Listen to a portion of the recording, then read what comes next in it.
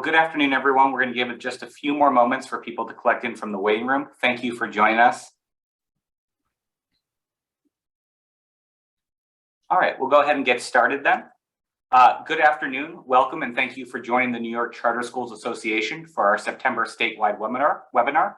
Obviously, I'm not Yumika Bennett. I am Michael Goods, subbing in for Yumika Bennett today. I'm the New York Charter Schools Association's Director of School Support, and I'm joined today on the line by Anna Hall, CEO, Northeast Charter Schools Network, Janet Klein, Associate in Education Research at the New York State Education Department, Catherine Connell Espinoza, the Interim Executive Director of the SUNY Charter Schools Institute, Aaron Cochran, the Interim Acting Senior Executive Director for Policy and Operations at New York City DOE, and Corey Callahan, the General Counsel and VP of Legal Policy at the New York City Charter School Center. We hope that everyone has had a successful start to the school year, and with September also comes the start of Hispanic Heritage Month, which begins this Thursday on the 15th. The association is proud to celebrate alongside all of our schools and amplify your observances.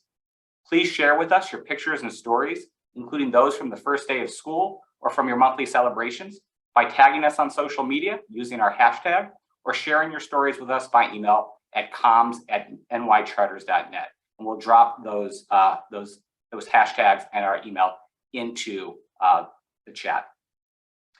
As we begin today, I'd like to share a few statewide updates and announcements from the association about our program updates and offerings.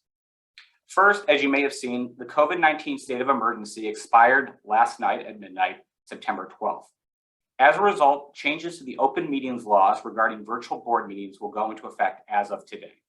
The pandemic era practices of fully remote board meetings have now ended, and schools can either return to the pre-pandemic rules, which limited the use of virtual participation, or can adopt a resolution to allow for virtual participation by individual board members under certain circumstances.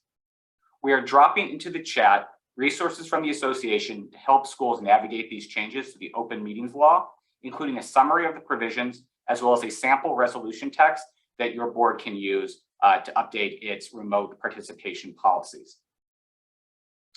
We know that schools have been hard at work all summer long, hiring and filling positions to be fully staffed this fall, but the association would also like to share 2 additional resources for schools who are still looking to fill teaching and other staff positions. First, we would like to share a new update regarding access to the Oauth job board. The Oauth system provides access to a wide network of applicants looking to work in schools across the state of New York. Through the advocacy and partnership of the association and our charter schools, Oauth has provided a process to apply for job posting permissions by charter schools across the state. To request an account, please email oauthadmin@pnwboces.org. We'll be dropping that email address into the chat. And when you email that email address, please request to create an account. And to complete that creation of an account, you will need to complete some paperwork and will be assessed a fee based on your school's enrollment. You can review the Oauth website by clicking the link in the chat as well to review the job board feature. Secondly, the association's charter school job board is now live on our website. We are dropping the link to the website in the chat. This is a new feature. NICS and member schools can use this job board to post vacancies throughout the school year, and posting a job as a member is easy. Simply use the request form on the webpage, and our team at the association will review the post for completeness and your membership status. In addition to the job board URL that Becky's posting in the chat, there is a membership lookup that allows you to easily determine your school's current membership status. So please feel free to use that link as well. It's hard to believe, but the New York Charter Schools Conference is only a little over a month away. We are thrilled to be bringing our charter school community together in Buffalo from October 19th through October 21st. The conference agenda is now available, and we're really excited for all of our sessions, for our networking events, and our offsite tours. Registration for the conference can be completed at the link we are dropping in the chat. And once you've completed registration for the general conference, attendees can sign up for conference add-ons, such as our school tours, a visit to Niagara Falls on the first day of the conference on Wednesday, and our after parties on Wednesday and Thursday evening. All of these special features and more will be detailed in an email that is going out tomorrow, so please look to your inboxes for more of that information. As always, attendance at our annual conference is free for our member schools. Members should have received a discount code for registration. If you are a current member and do not have your discount code, please email membership@nycharters.net for assistance. Now is the best time to really renew or join as a member, because schools do receive a 5% discount on the cost of their membership if they pay before 10/1. So this is a great time to complete that renewal or to join the association if this will be your first time. Along with the start of the school year, now that we're in September, the association is excited to bring back many of its school support programming. We look forward to you and other members of your school team and school community joining us for our monthly working groups and other communities of practice throughout the year. Last year, we launched 3 working groups, and we're happy to bring all 3 of them back for this school year. The first is our data working group, and our September meeting will be held on September 27th in 2 weeks at 10 a.m. We'll be going over expectations and best practices for data reporting. We'll actually be joined by Janet Klein, as well as Tracy Davey from the Eastern Suffolk BOCES to go over a real introductory tutorial regarding student data collection, introduction to reporting level 0, and some really key important tasks related to the state data reporting for the year. Next, we do have our operations working group, which will have its first meeting on September 30th at 10 a.m. And we're going to be focusing in that first session around operational workflows and processes to help promote efficiency and sustainability of tasks. And we'll be joined by a couple of expert speakers on that subject. So please feel free to join us for that operations working group, or to invite others at your school who might be interested in learning about some software and platforms that can help streamline some of those workflows. Lastly, we have our board members working group, which is for trustees and board members to connect. And we'll be meeting next week, September 22nd at 4 p.m. for our first session, which will be looking at meaningful evaluation models for schools and school leaders, how boards can improve their tracking of performance. So hopefully you can join us for this interactive session and this discussion, as we'll be joined by Andrew Lyle, who's the superintendent for the Charter School for Applied Technologies in Buffalo, and Dr. Michael Horning, who's the executive vice president of Super Eval. Lastly, on our school support programming list, our Critical Friends visits will be returning in October. And for the first time in 2 years, we're very excited to be offering both in-person and virtual visits. During a Critical Friends visit, a host school welcomes leaders from other schools across the state to address a specific problem of practice. We are excited to be launching our full slate of visits for the 22-23 school year in an email that will go out tomorrow. We're going to go ahead and just drop the sign up link to the forum if you'd like to RSVP for these visits. Please note whether a visit is virtual or in person when signing up. Finally, the association also wants to make sure schools are aware of different ways to engage your communities and families this fall. First, our New York State Charter Parent Council will be launching its meetings tomorrow, September 14th at 6 p.m. We're looking for parents who can help shape, protect, and promote charter school education within their communities and across the state. We welcome all parent and parent liaisons at your school to join us. The registration link and flyer for these meetings is available in the chat, and we encourage you to share this link with your community engagement managers. All meetings for the upcoming school year will be on the second Wednesday of each month at 6 p.m. And finally, there are about 2 months left until the general election on November 8th. Charter schools can play a big role in helping our communities register and prepare to vote, which is a civic right and duty. The association has several resources available to assist schools in these efforts, so please visit our voting website, which we are dropping in the chat, to access some of those resources and to sign up for our voter information sessions that will be upcoming as we approach Election Day. And speaking of the midterms, once the polls close and the results are determined, the association will be holding a special members-only meeting to recap the election and discuss its implications on charter school policy. We invite all of our member schools to join us at this webinar on November 15th at 4 p.m. And you can register for the meeting using the link we are dropping in the chat. Once again, to verify your membership for access to special events like these, you can use the lookup tool that we'll relink in the chat. So I know that was a lot of updates, a lot of programming for this year. We really appreciate you joining us for all that, but I'll turn it over now to Janet, Susie, Corey, and Aaron for any updates that they would like to share. We'll start with Janet. I'm sorry, Janet, Catherine, Corey, and Aaron. We'll start with Janet. Thank you, Michael. Hi, everybody. I'm thrilled to be speaking to you for the very first time from 89 Washington Avenue in beautiful downtown Albany. This is my cubicle. First time being on here from here. So far as news in the charter school office, our big news is we now have a new director, Dr. Lisa Long. She comes to us from the Office of Accountability, but some of you who've been around for a long time may remember her from the original charter school office in New York City. She's terrific. So she has to follow David. We all know David. David is a very hard act to follow. However, she brings her own style to the office, and things are going very well. Unfortunately, I've been watching the chat. I was hoping she'd be able to sign on. She's running to catch a 4:30 train out of Rensselaer to get back down to New York City from the Regents meetings. I was hoping you get to see her today, but I'm sure that you'll all be talking to her soon. I know she's already been out visiting some charter schools with David, and she's getting to know the field. And unless anybody has any questions, that's all I have for updates. Thank you so much, Janet. I'll turn it over to Catherine for any updates from SUNY. All right, thanks, Mike. Some updates, all SUNY schools that are up for renewal this year.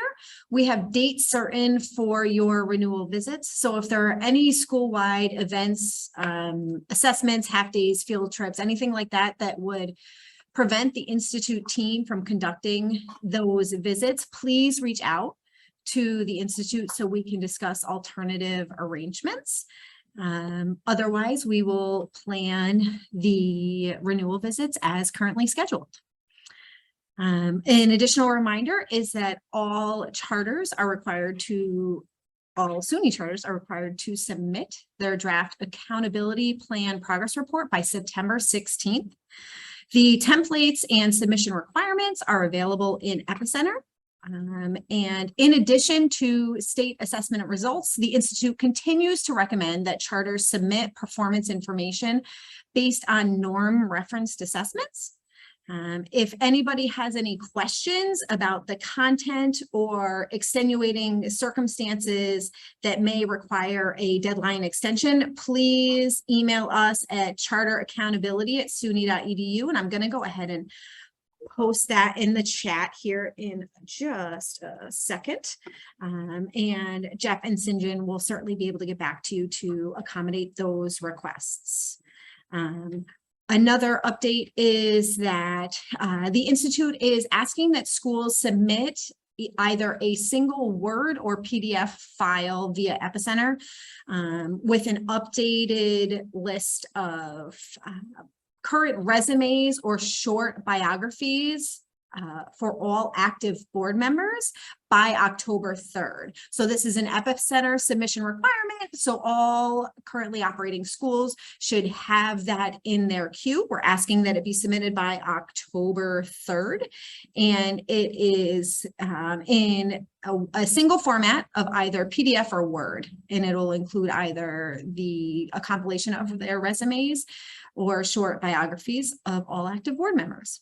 Last but not least, SUNY, as a higher education institution, has announced a new program that all students at more than 500 high needs high schools statewide can benefit from an automatic fee waiver to up to 7 SUNY schools free of charge. So this automatic fee waiver applies to public high schools where more than 75% of students qualify for free and reduced price lunch. And it's measured on a 3-year rolling basis. The list is updated annually, and Mike Lazinski is going to put a link in the chat for folks to take a peek at just to verify whether or not your high school is eligible. So thank you, Mike. And with that, that's the end of my updates. Thank you, Mike. Thank you so much, Catherine. Really appreciate it. I'll turn it over to Aaron now. Aaron, for any updates from NYC, DOE, or from the authorizer perspective. Yeah, sure. Good afternoon, everyone. On our authorizer perspective, we are really excited to be visiting our schools that are up for renewal and to continue to review your accountability documents that have been submitted in CHIP. From the perspective of all New York City charter schools, we have a couple of reminders. So one, we have our special education office hours this Thursday, first one for the year. We have our DOHMH call on Friday with the Charter Center, and we will be having New York City Kids Rise join for the last 15 minutes to talk about that program for the schools that are participating this year. A couple quick reminders. So one, most New York City charter schools have not yet certified their CSRS data for the school year. So for last school year, so please make sure that you do that so that the state and federal government are aware that they're working with the accurate information for your school. And two reminders related to a lot of things that we see this time of year. So one, this time of year, we see a lot of families deciding to make different plans, go to different schools, and they don't always let the other school know what their plans are. So you may get reach outs from other district schools, other charter schools asking about the status of a particular student. There may be a bit of tug of war happening with your ATS register. So we would just ask that you get on the phone, call that other school, call the family, make sure that you're working with updated information. We are seeing situations where the student is going to one school on Friday, parent makes a decision over the weekend and reports to a different school on Monday, and they're not always notifying folks. So just, open lines of communication with other schools to work to get the student on the correct register.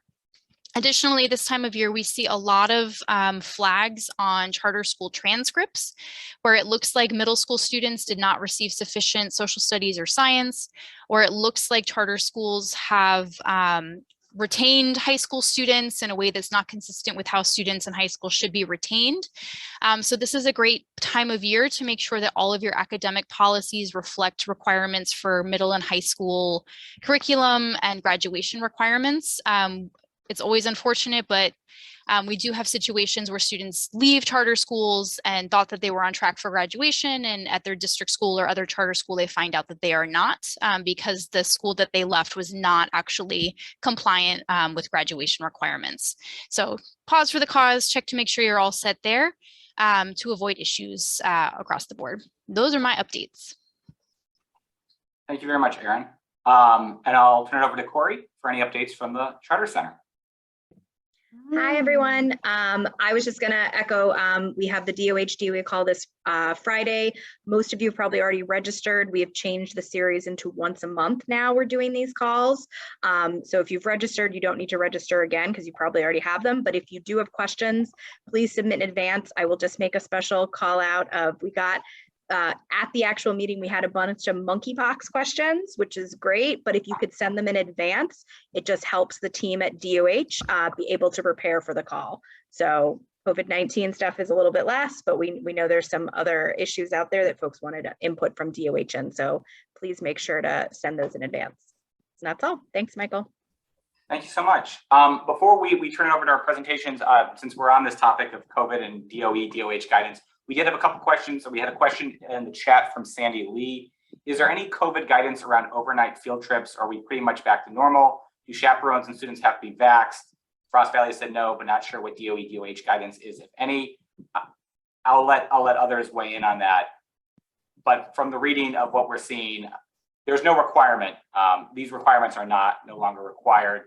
If there are safety reasons that you would want to ensure that, your school can make those choices. But the guidance, and we can drop a link to the state guidance in the chat, there's nothing that specifically calls out the need for a vaccine requirement or testing on those overnight trips.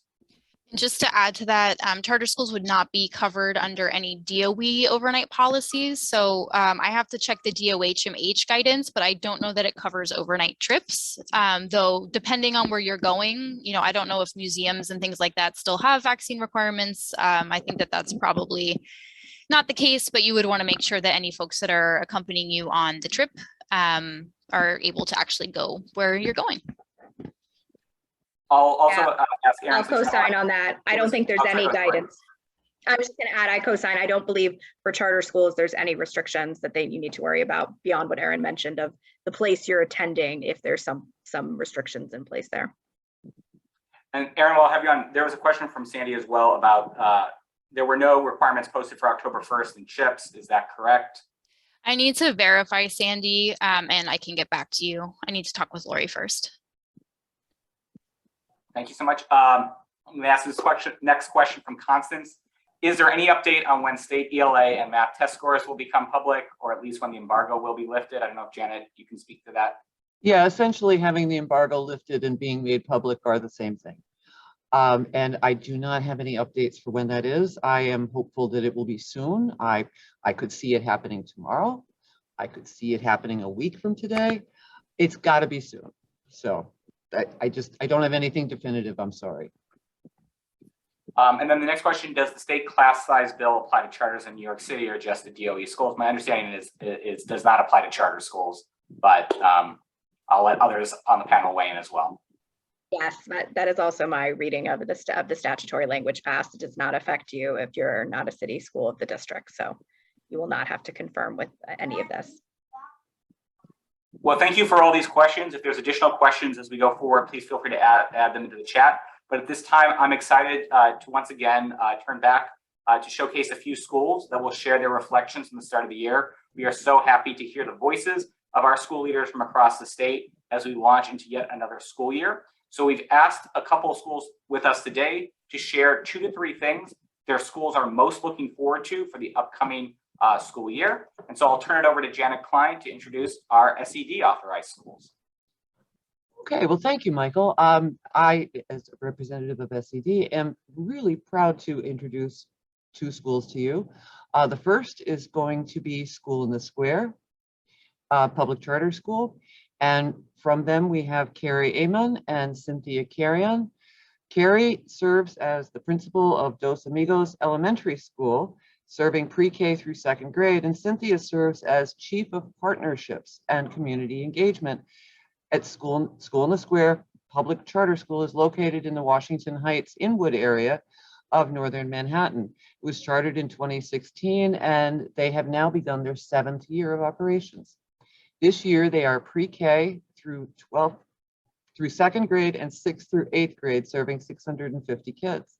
Going forward, they are in the process of growing to eventually serve pre-K through 12. And without further ado, I will turn things over to Carrie and Cynthia.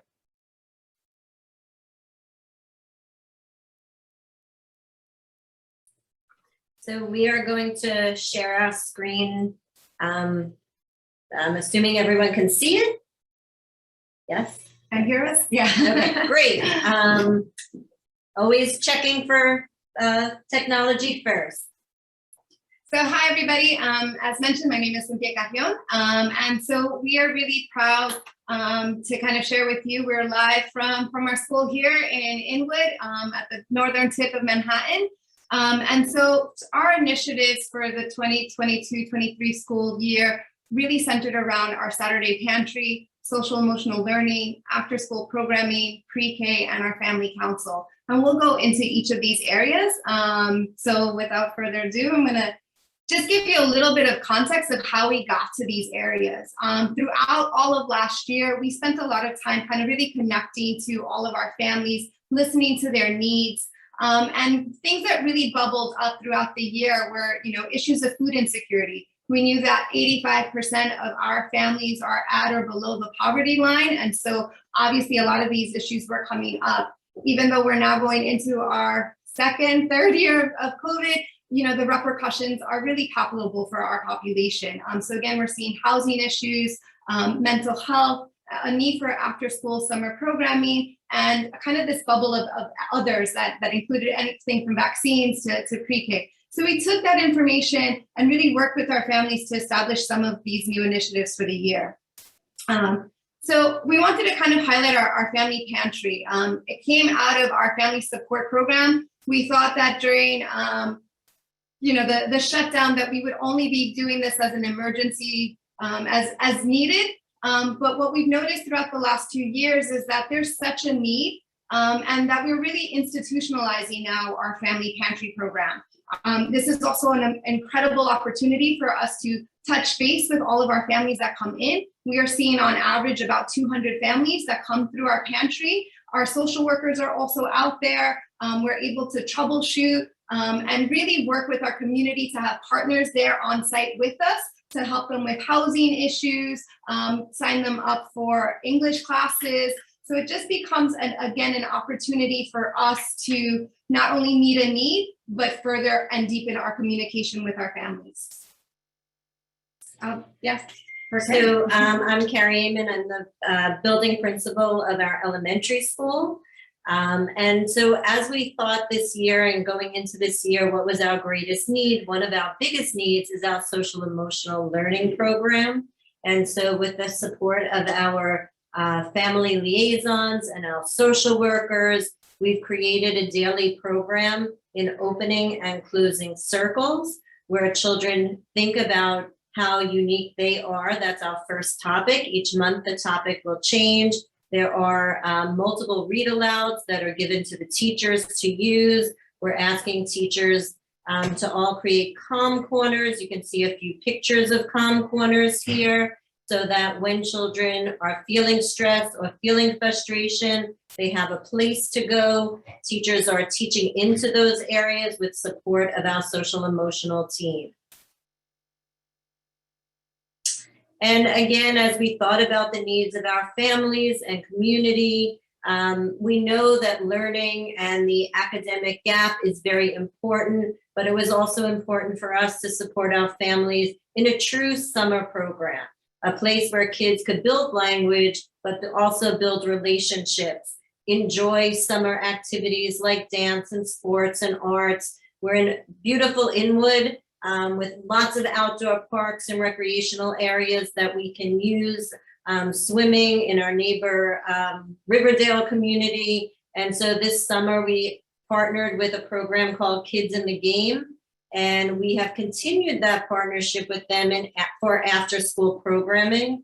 And really our focus is to bring alternate activities to our kids, things that kids would really learn different kinds of passions, find out what they're interested in, and be able to bring that learning back into the classroom and help us with our achievement gap as well. And this year we are so excited because we were able to start our pre-K program. We met with our families throughout the summer, and 2 weeks ago was our first night. Tonight is Meet the Teacher night in pre-K. And so we are very excited that we were able to support our community with a dual language pre-K program. And then I guess just to really wrap up, we do this in partnership with our families. And so we are excited to, again, launch our family council with the lessons learned of the last year. And so providing both in-person as well as a hybrid virtual option for families to participate. So, I think that what we really are looking for is as much participation as possible and continuing to meet families where they are. Thank you. Thank you so much. And I'll turn back to Janet to introduce our second school. I also want to say thank you. That was terrific. You have some wonderful programs going on down at your school. And Evan, you must be very, very pleased. I don't know if you can hear me, but yes. I am. The programs that were highlighted are partly in response to COVID, post-COVID, but really build and deepen from our core values of relationships first and being community-minded. So thank you. I think it's wonderful that folks are learning the lessons of COVID and applying them going forward, and it's just going to benefit the kids so much. So now I am very happy to be introducing Ben Samuels-Callow, founder and head of schools for Cte College Prep, which is located in the South Bronx and serves students in grades 5 through 8. Cte prides itself on an academically ambitious, purposefully structured, and consistently kind school community. Cte aspires to create a safe, interesting, and affirming place for every student and every teammate every day. And here's Ben. Hello. It is tough to follow adorable preschoolers on Zoom, but I will do my very best.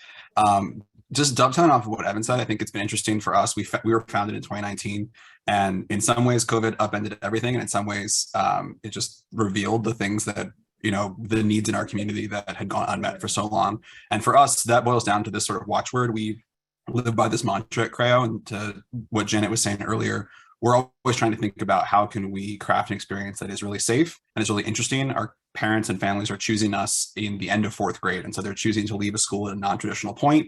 We want to make sure that we are a really great option for them. And last year, when we were thinking about the sort of the focuses, these are the 3 that we focused on: was wellness, student wellness, teacher wellness, meeting students where they were to the point of school in the square, and then how we were preparing our team to be up to those demands. And so I thought, a year later, we had the opportunity to share some of these with the association last year, just checking back in. Wellness at Creo, we have for middle schoolers, a very similar structure to what was shown from the last school. We start every day with advisory. It's created by a team at our school, so it can be super responsive to what's happening in a grade level, what's happening in our community. Our kids also get to lead advisory, which is really great. As they get older within the school, they get the opportunity to lead these circles. And wellness at our school is also a subject. It's a class kids take. So this is a local CrossFit gym that we partner with. Our kids don't quite do CrossFit because they're 9, but we have a lot of wonderful resources in our community, and we wanted to make sure that wellness didn't feel like something that we were just, we're parachuting in with what we think wellness is. Like, there's a lot of resources and wonderful things in our neighborhood that are assets. Last year, we partnered with a boxing gym.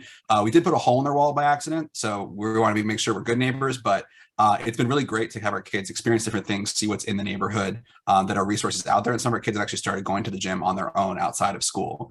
And then wellness also is about knowing our kids and knowing our families. So during our PD this summer, we had some different family panels and family workshops where instead of families receiving workshops, families were giving the workshop. So our staff came in and they got to hear about this one is the parents at the front are telling the stories about their kids. So they're introducing their kids to the staff and telling sort of the journey that brought them here and helping our staff gain a deeper understanding. So when kids have those wonderful middle school behaviors, or they start, changing from 6th grade to 7th grade, we have a sense of they were a person when they were in kindergarten, they were a person when they were in 3rd grade. We get this sort of full arc of the human experience, hearing it from the experts at the front of the room.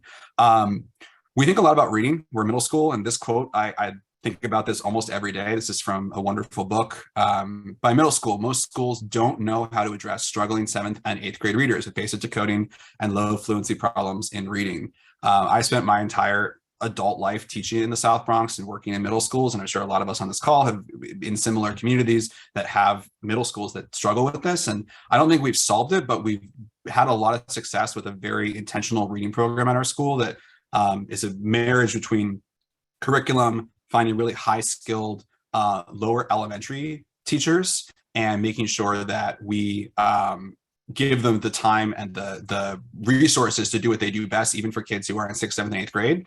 And so we've had some pretty great results with this, with our students growing and graduating out of that reading program, and then going back into an ICT or even a mainstream ELA setting and staying there, which is the goal, right, of remediation. And I won't show this whole video, but reading at our school is not just a thing that is remedial. It is something that is lived in every corner of the school. So we have, I'm sure a lot of us do on this call, a dear period. Because we're in New York City, we're a little space constrained. And so we use every nook and cranny of our school to have kids read. It's one of the best parts of our day. You'll see kids in beanbags, kids in yoga mats, but we really wanted to make sure reading was, the adults are all doing it throughout the school day. So reading isn't just a thing that you're behind in or a thing you're doing on standardized tests. It's a thing you're doing every day and seeing the adults around you enjoy every day. And then finally, thinking about our team, I'll go very technical and then aspirational. We tried to learn, to Evan's point, some lessons from COVID. And one of those was that tech can be very useful. So we've created a system where we can see every project that's happening across the entire school. Every teammate can look into this. Everybody in a position of leadership can see what they own, what deadlines are. And this is a living it's actually a website. It's a living website that everyone can tap into and see, when is this project happening? When is back to school night coming on my radar? It's not a whiteboard that lives in my office. It's a thing that everyone can access across the entire school.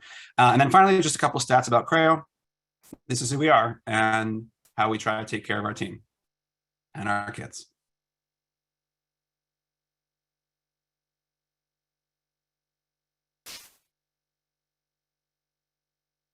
Thank you so much, Ben. Really appreciate that. And thank you for the update after presenting last year. We really love to see this progress. It's really, really wonderful. With that, I'll let Janet close out and then we'll turn it over to Catherine. Yeah, I just want to say thank you, Ben. It's so nice to get to see inside your school and see what you're doing. And yeah, it just makes everything, there's genuine meaning to all the numbers and the crunching and the things that I do for a living. So thank you both. And now I think we're going to turn it over to, I lost my script. Catherine. Turn over to Catherine. Yes. Thank you, Janet and Mike. I appreciate it. I have the pleasure of introducing two SUNY authorized schools today to share their reflections on the start of the school year. First up is University Prep Charter School for Young Men. And I would like to introduce Walter Larkin Jr., the CEO, and Cameron Lewis, the Director of Operations for UPrep Young Men in Rochester. This school serves grades 7 through 12 and prides itself on a culture that celebrates diversity where all boys can thrive academically. This is achieved through small classes, student empowerment, personalized attention from teachers and school staff. Academics and athletics are emphasized to promote a well-rounded education. And I will now turn it over to Walter and Cameron. Thank you. Thank you. Good afternoon, everybody. We're very happy to speak with you. We're going to briefly talk about 4 things that we are excited about this year. It's going to be the UPrep Agreement on Racial Equity, our new Teacher Academy, our CTE Pathways, and our UPrep Foundation. I'll lead it off. Good evening. My name is Cam Lewis. I'm the Chief Operating Officer at UPrep. I'm going to talk about the agreement on racial equity. So our community is committed to addressing racism head on. And this year we have prioritized that through our policies, hiring practices, and daily culture. We want to support our youth, our families, our staff, and community. And this also means holding ourselves and those around us accountable to mitigating racial disparities and advocating for equity. We love this action plan that we've set because it includes culturally relevant instruction, diverse learning opportunities, a system of social emotional supports for both students and families, equitable hiring practices, and a student-centered budget implementation and review process. So we actually want to make our dollars also reflect our racial equity commitment. Walter's going to talk about the new Teacher Academy.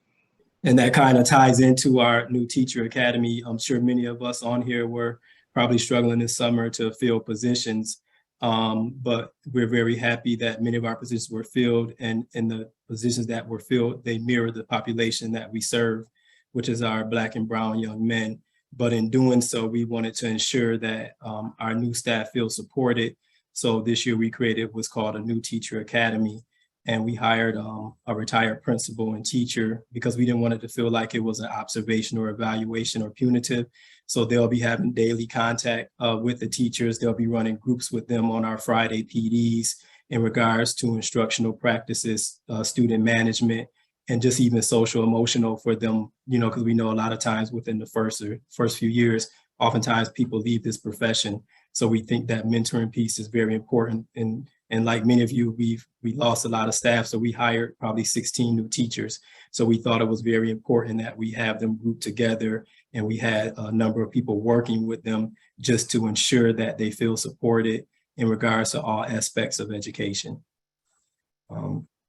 The next thing I really want to talk about, and I'm proud to talk about, is UPrep CTE program. I know we're the only one in Rochester, the only charter school that has CTE, and maybe the only one in New York.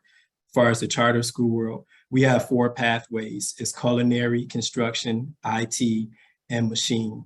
And what we're proud of with this is this program has been going on for the last 7 years, and it's geared towards our high school. So every 10th through 12th grader has to take a pathway. In 10th grade, we call it foundation. So they'll take a semester of each one. And then in 11th grade, they'll take level 1. And in 12th grade, they'll take level 2. The great thing about this is here in Rochester is kind of known as a blue collar town. So many of our graduates are choosing to go into the careers. But our goal here is that they leave prepared for college. But if they choose to, they can go into the working world. We've established a lot of business partners in all of 4 of our pathways. And in doing so, it's created internships, externships, and also jobs for our students. We currently have dual enrollment courses with our local college, Monroe Community College, with our culinary and machine program. So if students choose to go that route, they can go on and get higher education to start in these jobs as managers or supervisors, which is something that we started up last year in regards to that. We also have work-based learning.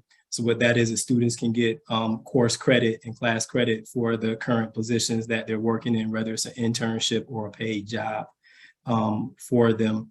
And we found, looking at our data over the last few years, many of our students are actually choosing to go the career pathway.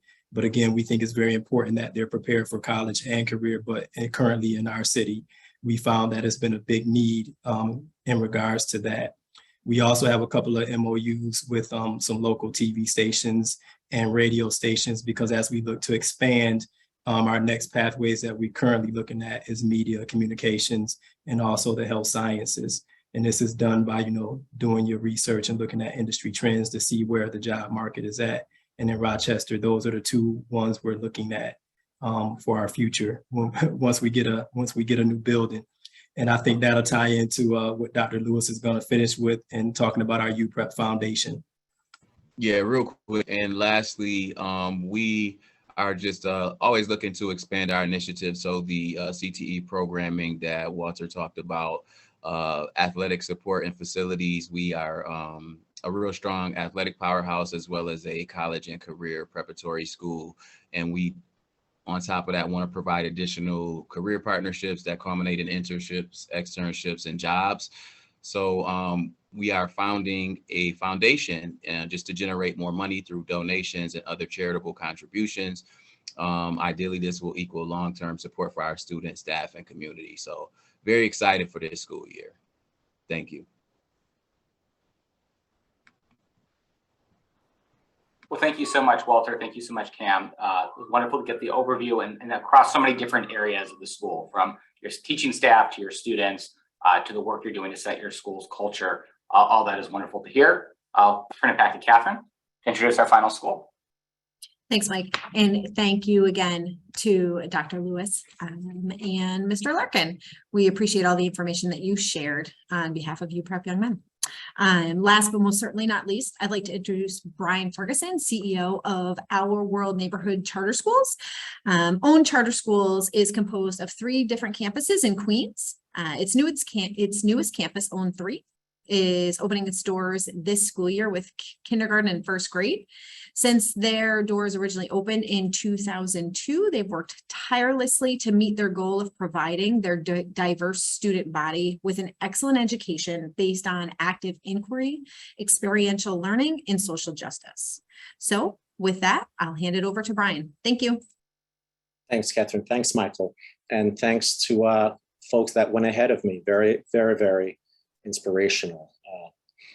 So I'm actually going to start off with just talking a little bit about who we are. As Catherine mentioned, I actually started on September 30th, 2002. So, and it was a little traumatic in terms of starting up the school on a day that, if we hadn't started, we would have lost our charter, because we had a lot of time to look for a building and we didn't find one.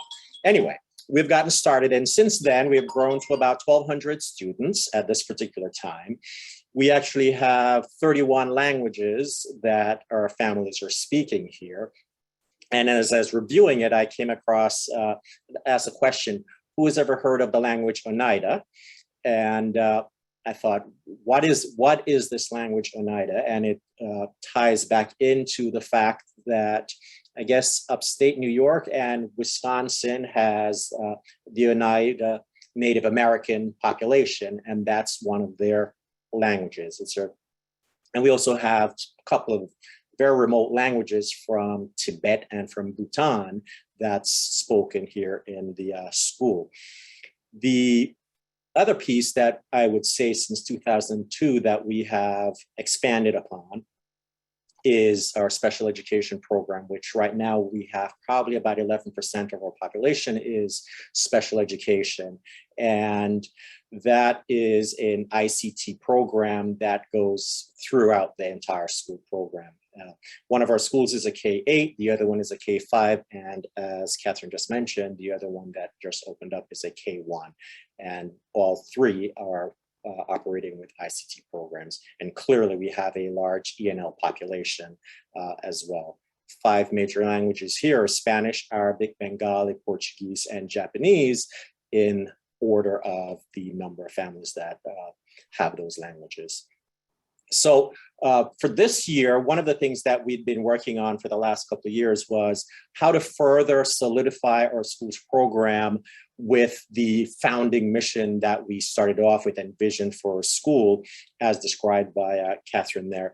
And one of the pieces that we realized that we're sort of excited about this year as we're going into our 20th year is that it's a renewal year in a lot of ways. We introduced our school to become a IB World School 2 years ago, and this year we will be seeking our full authorization as we go through reauthorization with SUNY at the same time.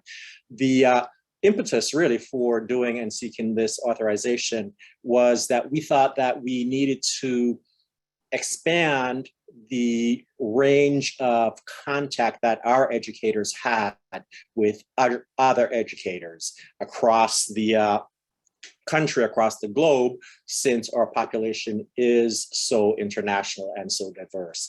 And it's been very, very interesting work for us, but it also provided us with a really great opportunity for solidifying how we really talk about providing experiential and inquiry-based learning for all of our students.